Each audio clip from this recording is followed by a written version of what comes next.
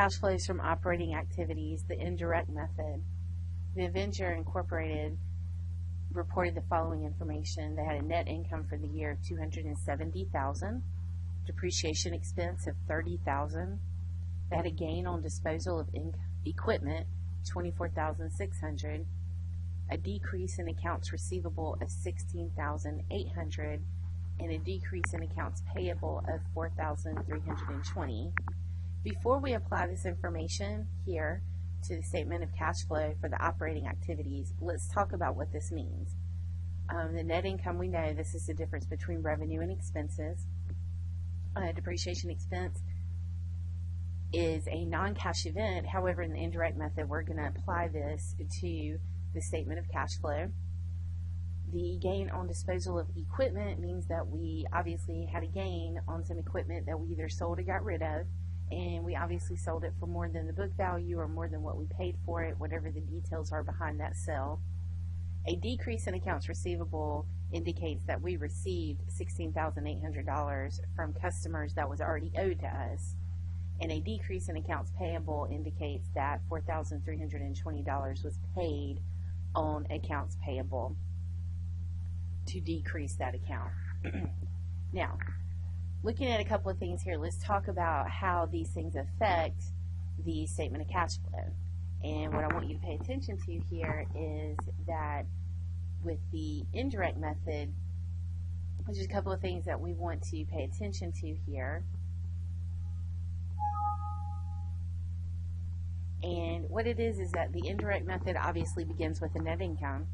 Since the effect of a gain is an increase on the net income and a loss is a decrease in the net income, you'll subtract the gain and add a loss in the operating activities section. However, the cash received from the sale is going to be reported as in the investing activity portion of the statement of cash flow.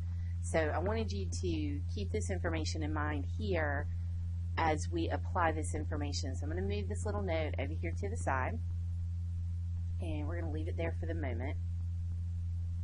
I'll expand it so everybody can continue to see what it says.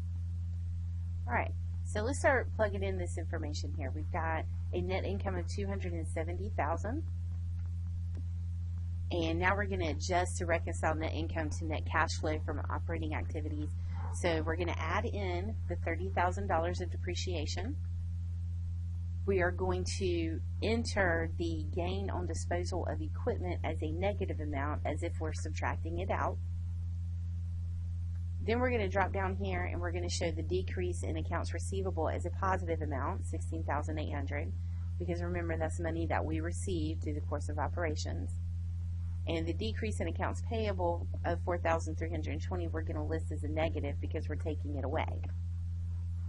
And now simply what we're going to do is we're going to net the amount for the operating activities. So I'm simply going to add $270,000, and I'm going to add in the $30,000, and then I'm going to take out the $24,600. We're going to add in the $16,800, and we're going to take out the $4,320. And we have a net cash flow from operating activities of $287,880. Again, I want you to keep in mind here that in the indirect method, we are going to start with the net income, and we are going to subtract out a gain on disposal of assets, and we're going to add in a loss, and then we're going to deal with the cash that we received in the investing activities portion. Alright, let's look at a different one here. Let's look at one that deals with a loss on disposal of equipment. Okay, alright, so in this particular case, we have a net income of $280,000 that was reported, and I'm just going to move this information down here so we can keep up with it better. Okay, so we had a net income of $280,000 reported. We had depreciation expense of $48,000. We had a loss on disposal of equipment of $19,520, and let me go ahead and change this to a loss.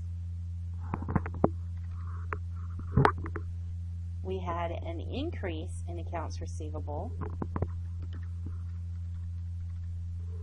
of $17,280, and we had an increase in accounts payable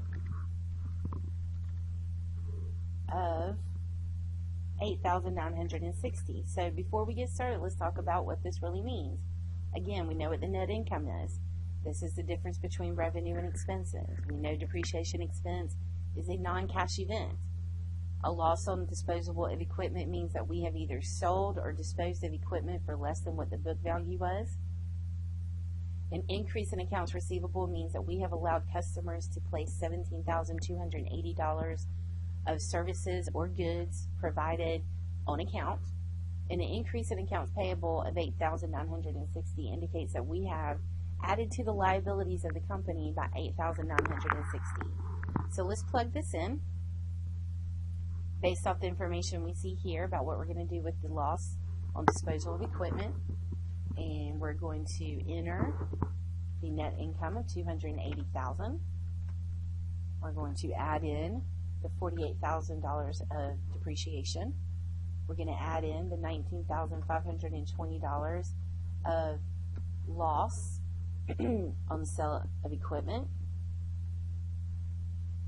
We're going to take away the increase in accounts receivable.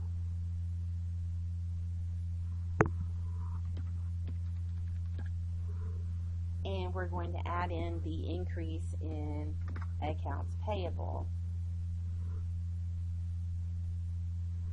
Change this real quick. Alright, so let's just go ahead and net this. We're going to add in the $280,000 of net income. We're going to add in the $48,000 of depreciation expense. We're going to add in the $19,520 of loss on disposal of equipment. We're going to take away the increase in accounts receivable, and we're going to add in the increase in accounts payable. And we've determined that we now have a net cash flow of operating activities of $339,200. Okay, so up here we were dealing with a decrease in accounts receivable, decrease in accounts payable, a gain on disposal of equipment, and down here we had a loss on disposal of equipment, and an increase in accounts receivable and an increase in accounts payable. When developing this financial statement, the statement of cash flow, one of the things that we really need to pay attention to is, do you understand what this information means? So it's very important that you understand, obviously, what a net income is or a net loss. It's very important to understand that depreciation expense is a non-cash event. It's important to understand the effect of a gain or a loss on disposal of equipment. And very important to understand what an increase or decrease in accounts receivable and accounts payable means and how it applies to the statement of cash flow regarding the indirect method.